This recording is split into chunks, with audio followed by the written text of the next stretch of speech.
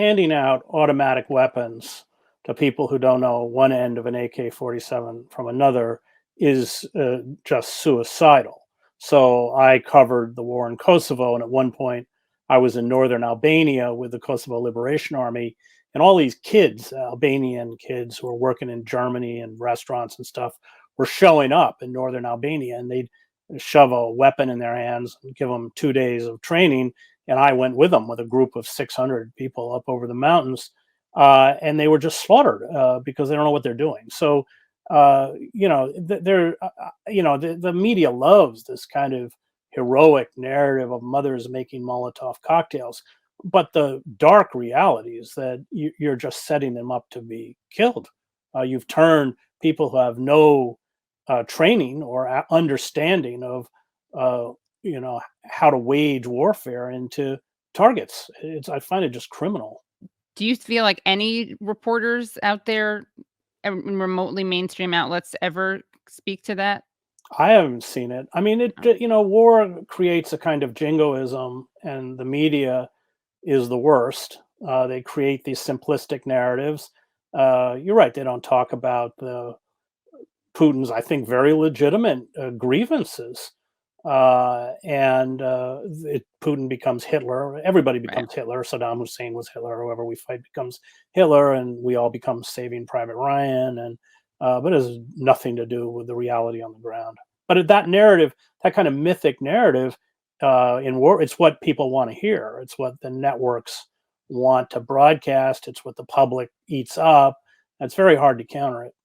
If the Ukrainians see this quantity of weapons coming in, and these are massive quantities, this is just fueling the conflict. And so I think there has to be an immediate moratorium on weapons coming into the Ukraine, which isn't happening, of course. Right.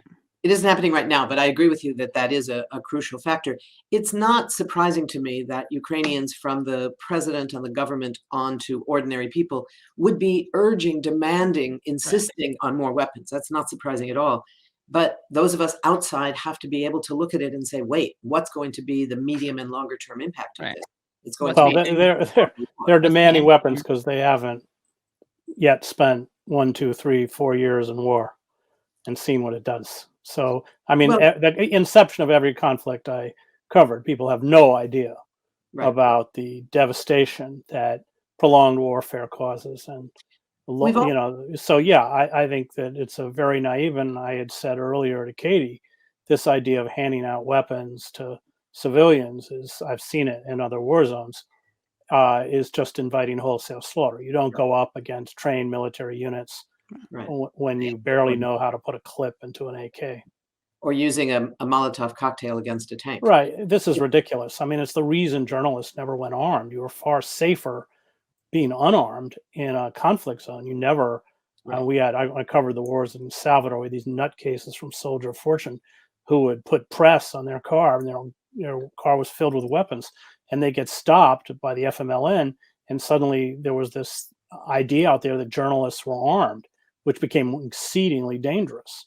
This is one of the things that just turns my stomach. I watched it, as I said before you came on, in Kosovo, where they were handing out weapons. I also watched it in Basra during the Shiite uprising. I was a prisoner at the time with the Iraqi Republican Guard, and we were attacked. The Republican Guard was quite a fine unit. I mean, they were clobbered by the U.S. military because their T-72s didn't have the range, but I mean, they were good soldiers. And these kids, 16-year-old kids, were opening crates of automatic AK-47s shipped over from Iran and just being slaughtered. I was in a 16-hour firefight. They were just slaughtered because they didn't know what they were doing. We were ambushed. It's a long story, but in an ambush, you take out the front and lead vehicle. They didn't. They fired an RPG in the middle of the convoy, and they, by that morning, they all had those that were left had their hands up like this over their heads and lined up against walls and killed. So that angers me quite a bit. That is really, really irresponsible and putting a lot of people in, tremendous danger, or more danger than they would be in otherwise. I think that's true. I also think, and we've seen it in every war since, we saw it in Libya, we saw it in Syria, where unarmed protesters, when the war turned violent by the government, started demanding weapons, and not because they were trained to use them, not because there was a strategy for using them, but because people are desperate. So I agree with you that it's very dangerous. I also understand why people demand them. I don't think that means we should respond by saying, well, then if they're demanding them, we should give them Right. to them. But it does mean that we have to have some understanding of what is going on here. So I think the key thing is to maintain the focus on the demand for diplomacy, that we need, I think you're right that serious diplomacy is not likely to happen while the fighting is going on like this and while new weapons are flooding in. But our demand in this country, our demand Right. for diplomacy has to be top of the agenda all the way.